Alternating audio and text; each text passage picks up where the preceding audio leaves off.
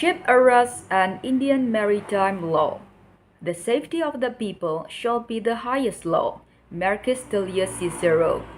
India has a long-standing history in dealing with the sea and has had a distinguished tradition for several years with trade and commerce, both within the region and beyond its territorial borders.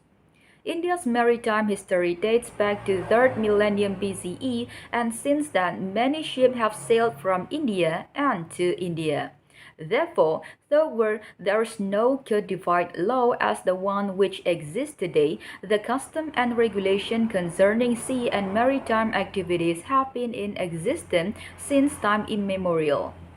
This article analyzes the maritime law of India and the law relating to ship arrest, including the jurisdiction, permissible claim, and procedural aspect of ship arrest in India. Before independence, the law relating to maritime laws in India were governed under the British government.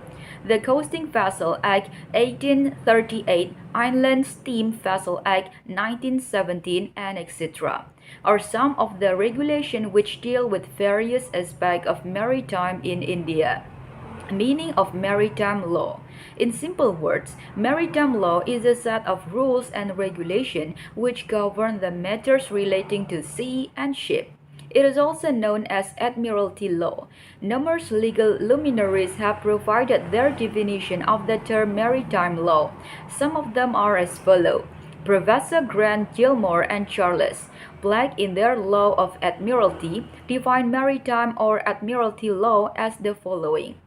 A corpus of rules, concepts, and legal practices governing certain centrally important concerns of the business of carrying goods and passengers by water.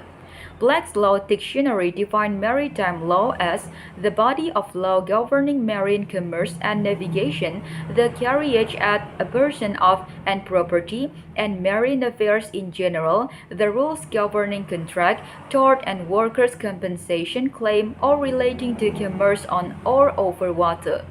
The definition given above covers a wide range of activities concerning the sea. However, now with the evolution of law, the maritime law is comprehensive, and it is that branch of jurisprudence which covers all of the matter relating to the sea and ship. Ship arrest. Ship arrest is a process by in which a ship is prevented from trading or moving until the matter in question is decided. It is an exclusive jurisdiction that is granted to an admiralty court to detain a vessel to secure a maritime claim. Article 2 of the International Convention relating to the arrest of seagoing ships, 1952, defines the term arrest as the following. Arrest means the detention of a ship by judicial process to secure a maritime claim, but doesn't include the seizure of a ship in execution or satisfaction of a judgment. Rationality. A ship arrest may be exercised under the authority of a court having admiralty jurisdiction for the following reason: loss of life, loss of property, salvage, collision, execution of a decree, violation of custom, usage, regulation, or norm, jurisdiction of Indian court. Before India gained independence, under the Colonial Court of Admiralty Act 1890, the High Court of Bombay, Madras, and Calcutta were the only judicial authorities competent to deal with matters relating to admiralty. The other courts of justice were restricted from dealing with issues concerning the admiralty. Under the Admiralty Court Act 1861, the three presidency courts were vested with the same powers as that of the High Court of England. Section 35 of the Admiralty Court Act 1861 deals with the jurisdiction of Admiralty Court, and it reads as the following. The jurisdiction conferred by this Act on the High Court of Admiralty may be exercised either by proceeding in rem or by proceeding in personam. The law relating to admiralty jurisdiction is relevant even today under Article 372 of the Constitution of India. Therefore, in M.V. Elizabeth versus Harwan Investment and Trading 1993 Air SG 1014, the question was whether a court having no admiralty jurisdiction could entertain a case relating to admiralty. The Supreme Court in this case widened the scope of admiralty jurisdiction in India. The court held, although states now control the field, much of the admiralty law is rooted in judicial division and influenced by the impact of civil law, common law, and equity.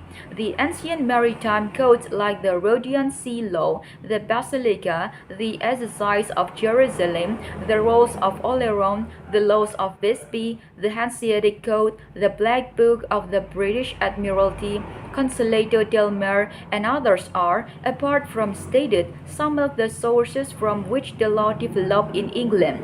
Any attempt to confine admiralty or maritime law within the bound of states isn't only unrealistic but incorrect. The Supreme Court made the following observation. The High Court in India are superior court of record.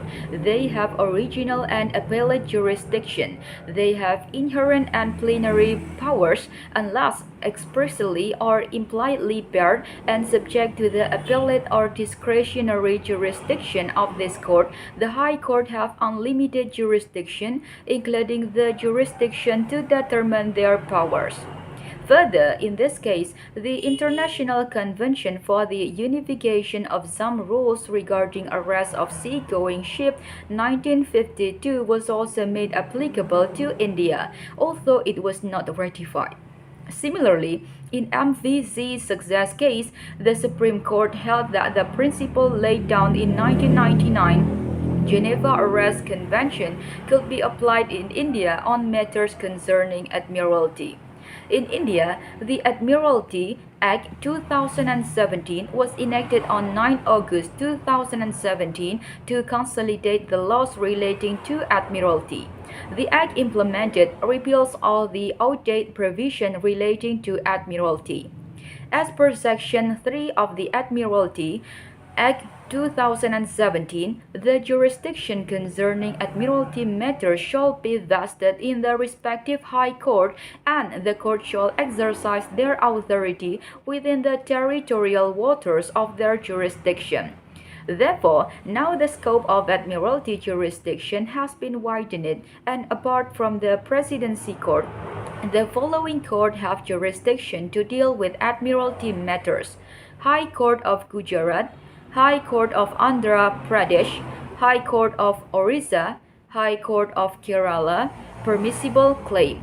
The High Court, as discussed earlier, has the jurisdiction to entertain claim as provided under Article 1 of the Arrest Convention 1952 and Article 1 of Geneva Arrest Convention 1999.